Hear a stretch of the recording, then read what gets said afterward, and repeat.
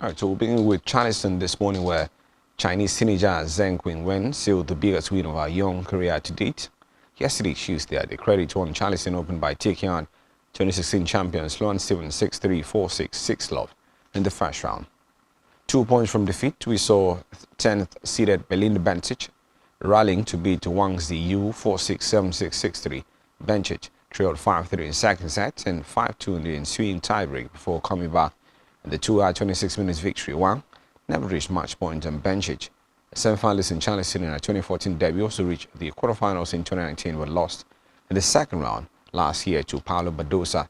To avoid that fate this year, she'll have to stop surging 16-year-old Linda Fravichova, who triumphed in 3 sets over Anna Kunja earlier on Monday. Now, Poland's Magda Linette served a match point en route to defeating American Katie Volinets 4-6, 6-3, 7-6, and she'll be the first opponent for reigning U.S. Open finalist and 7th-seeded Leila Fernandez this week.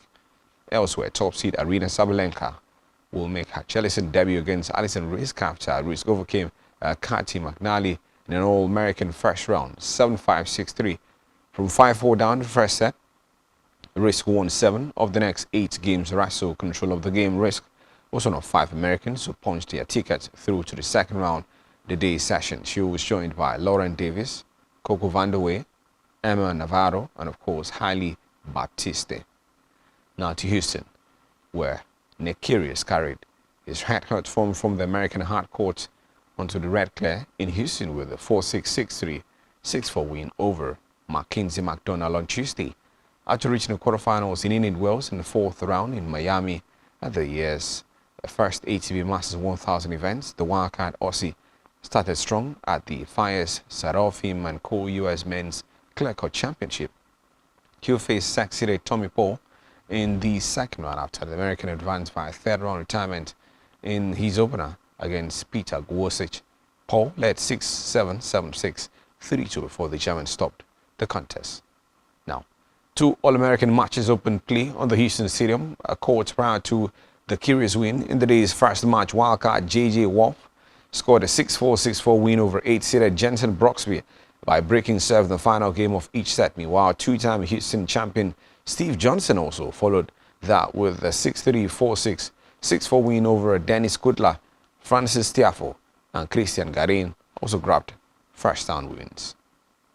Now to golf, where Tiger Woods has confirmed he plans to play and make his long-awaited return to action at the Masters on Thursday.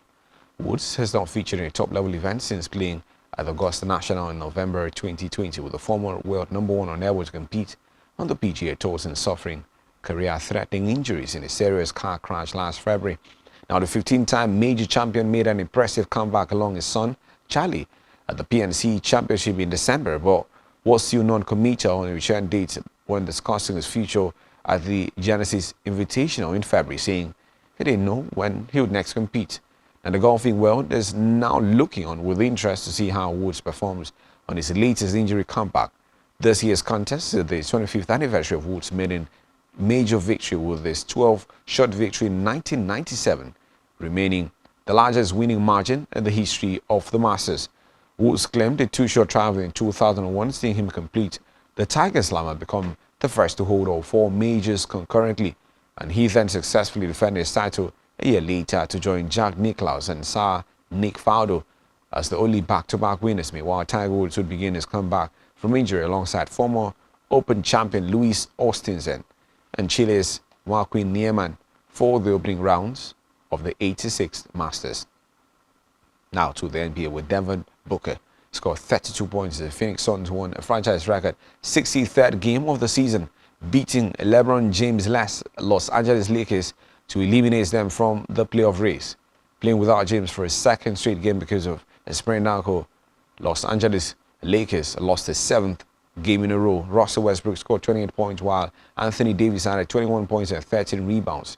DeAndre Ayton had 22 points for Phoenix, 63 from 16, which avoided its first 3-game losing streak this particular season. Now to the Premier League, where Kieran Tierney is set to miss the rest of Arsenal's season after being told he requires knee surgery.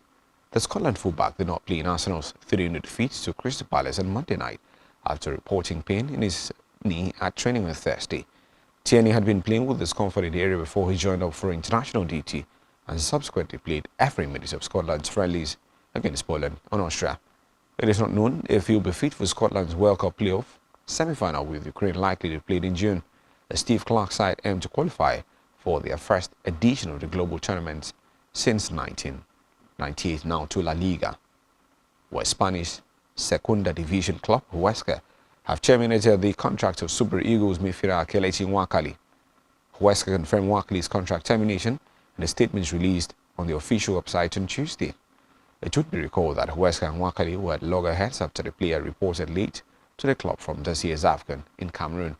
Following his late arrival, Huesca opened up disciplinary proceedings against the 23-year-old, which saw the Spanish Players Union accusing the lower division club of committing procedural breaches in the handling of the case.